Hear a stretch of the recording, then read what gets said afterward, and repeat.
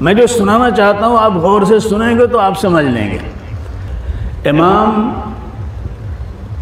آزاد بھی ہوتا ہے لیکن اس سے زیادہ کوئی پابند نہیں ہوتا ہے۔ امام آزاد ہوتا ہے، بھئی نماز فرض ہے اس کے ذمہ، اسے نماز پڑھنی ہے، لیکن اس سے زیادہ پابند نہیں کہ ہر 5 منٹ پر نگاہ اٹھتی ہے اس کی طرف، وہ صاحب کہاں گئے ہیں، کہاں بیٹھے ہیں، کہاں چائے پی رہے ہیں، کس سے بات کر رہے ہیں، اور متولی تو کہی نہیں صاحب وہ کیا ہوتا ہے۔ اگر دیندار نہیں تو فرعون زما ہوتا ہے، نماردہ کی ناک کاٹنے والا ہوتا ہے۔ تولیت کیا مل گئی، وہ سمجھتا ہے کہ صاحب ہم پوری جو ہے کائنات کے مالک بن گئے ہیں۔ وہ بیچارہ امام جو نماز پڑھانے کے لیے ہے، اس کا حال یہ کہ 1 سیکنڈ 1 منٹ تاخیر ہو جائے تو گردن پکڑ کے اس کو جو ہے داخل کر دیا جاتا ہے، پہنچا دیا جاتا ہے۔ چونکہ میں نے بھی امامت کی ہے اس لیے جو بات کہہ رہا ہوں تجربے سے کہہ رہا ہوں۔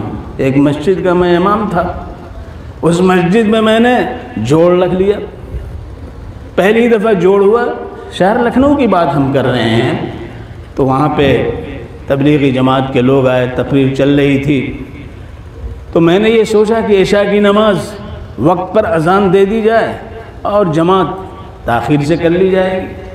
اذان ہو گئی، صدر صاحب جو تھے وہ کبھی نہیں آتے تھے سوائے جمعے کے، اس روز دیکھا آدھمک ہوئے صاحب موجود، اور ابھی تقریر چل رہی ہے، مجھے انہوں نے کہا چلیے نماز پڑھائیے، تو میں نے ذرا سا ادھر ادھر دیکھا تو گردن پکڑ کے زبردستی لے جا کر کے مصلی پہ کھڑا کر دیا۔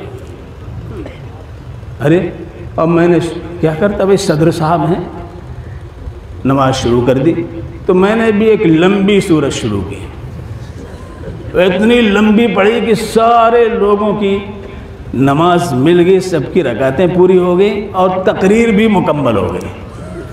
اب صاحب ان کو اب کیا کہتے، امام میں تھا، چاہے میں اس میں سورہ بقرہ پڑھوں یا سورہ آل عمران پڑھوں، یہ میرا حق تھا۔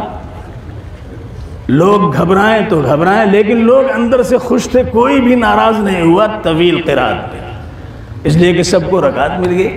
لیکن ایک چیز آئی، سب نے اس کو محسوس کیا، لیکن آدمی بھول جاتا ہے کہ کوئی اور بھی دیکھنے والا ہے۔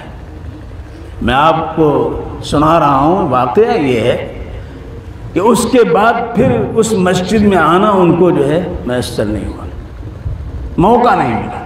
ہوا یہ کہ رات میں اٹھے اور استنجے کے لیے جا رہے تھے اور ایک چھچھودر سامنے سے گزری، بس ان بیلنس ہوئے، گرے اور کوڑا سرک گیا، اور ایسا سرکا کہ صاحب مسجد میں تو نہیں آ سکے، قبرستان چلے گئے۔ میں جب گیا ان سے ملنے تو رو رہے تھے، رو رو کے کہہ رہے تھے مولانا معاف کر دیجیے۔ انسان بھول جاتا ہے۔